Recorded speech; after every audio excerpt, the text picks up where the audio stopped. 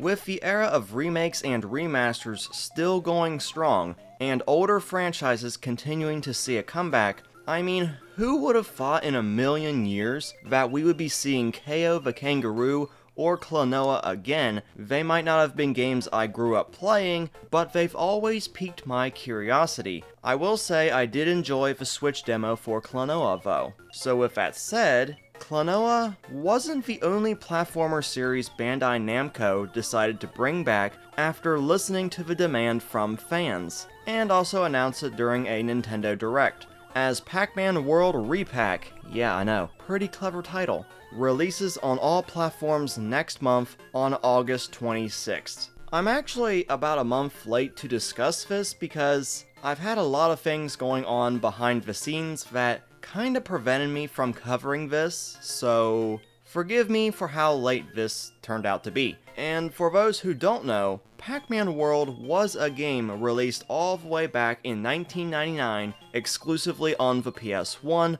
before getting ported to the GBA in 2004, and what the initial PS1 version did is it managed to merge the traditional Pac-Man gameplay into the 3D platformer space, and it worked. The game was followed by two sequels releasing in 2002 and 2005 respectively, and a racing game which released in 2006, and this would be the last time the Pac-Man World series would get another release on consoles until Re-Pac. But instead of doing a simple HD remaster collection like the Klonoa games, the developers over at Now Production decided to give the original Pac-Man World the Crash Insane, Spyro Reignited, and SpongeBob Rehydrated treatment. Basically speaking, a fresh coat of paint with a few improvements here and there, a few examples being giving Pac-Man a hover jump that wasn't in the original to make platforming a bit easier, and also fixing an issue in the original where Pac-Man would just unfairly fall off ledges in certain levels. Now, we can theorize all day about why Miss Pac-Man was removed from the game and why people are upset about it, but to be honest, I've only played the second game in the series, which Miss Pac-Man was in, as well as the traditional Pac-Man in the form of the Championship Editions, so I don't think I'm really inclined to speak on that matter, other than it messing with the canon going forward. Oh great, now he's affecting canon! This has gone too far! It still doesn't change the fact that rescuing each member of the Pac family gives you an extra advantage against the game's final boss, Toc-Man. However, this time around, it's not required to rescue everyone, as it's now completely optional for those who want to do it. Which means you can leave discount Miss Pac-Man in the Ghost Zone prison for the entire game and no one would miss her. Okay, maybe until the sequel gets remade. And that reminds me, the sequel isn't even bundled with this remake, even though it's widely considered to be the best game in the trilogy. Oh well, maybe if this one does well enough, we'll get to see the other games get remade as well. But regardless, it looks like they're putting a lot of care and effort into making Re-Pac the game the World Series deserves. No, I'm not talking about baseball. For example, the game features an updated UI, making things easier when it comes to figuring out what's already been collected in a level, in this case, letters that spell Pac-Man's name and collected pellets. There's also this pretty cool collector's edition that comes with a DLC costume or skin for the Chrome Noir Chogokin. I probably butchered the heck out of that, but I tried. But I'm not gonna lie, this thing looks pretty sweet. They even unboxed this at this year's Anime Expo earlier this month when they showed off some extended gameplay. But this mix of 3D and 2D platforming is perfectly combined with the more traditional Pac-Man gameplay of gobbling up ghosts, but unlike the original, Pac-Man now turns into Mega Pac-Man when collecting power pellets, which wasn't in the original, making him resemble more of his appearances in the Championship Editions. I'm assuming this was done to let players better identify when ghosts are able to be eaten, in addition to them changing color and running scared.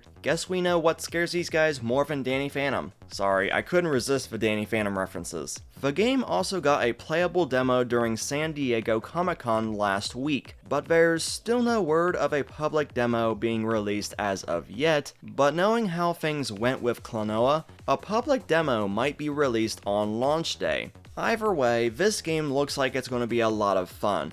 And that's not even mentioning the additional content, with the original Pac-Man being included in Classic Mode, as well as a selection of 3D mazes in Maze Mode, in addition to the main Quest Mode. So yeah, since this'll be my first ever experience with the first Pac-Man World game, I'm really looking forward to this when it launches next month. But my only wish for the game, and this is something we don't quite know is a thing yet, but I would personally like to see unlockable skins or extras in the game to represent the different designs for Pac-Man and the Ghosts over the years, including the Ghostly Adventures designs. Yes, I know, the show was heavily criticized, and rightfully so, but the only actual good things I could think of that came from this series was the updated designs for Pac-Man and the Ghosts, which technically existed 3 years before this spin-off series even started in 2010's Pac-Man Party. Pac-Man himself, and especially the Ghosts, look like faithful, modern,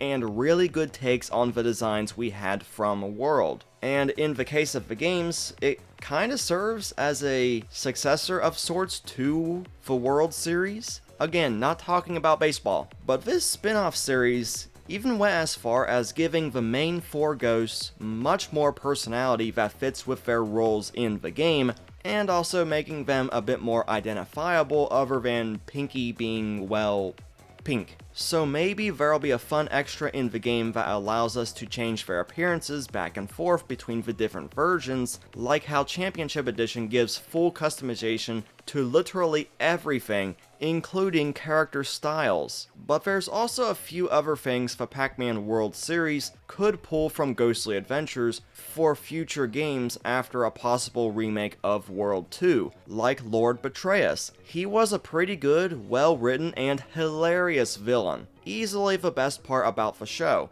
and would definitely be a better fit for the series than whoever we got in Pac-Man World Free. This guy definitely doesn't belong here. What is this? Destroy all humans crossed with Invader Zim? And then there's Pac-Man's Kirby-like transformation abilities, which could be used for different platforming challenges and not used for extensive combat sections like Pac-Man World Free shoved in for no real reason. You know, just the small things like that I think would be a good way to acknowledge that era of Pac-Man instead of completely pretending it never existed, like Sega does with Sonic Boom, despite it having much more positive reception than Ghostly Adventures. I know I don't talk about Pac-Man a whole lot on the channel, but with Pac-Man World, I'll make an exception. Why?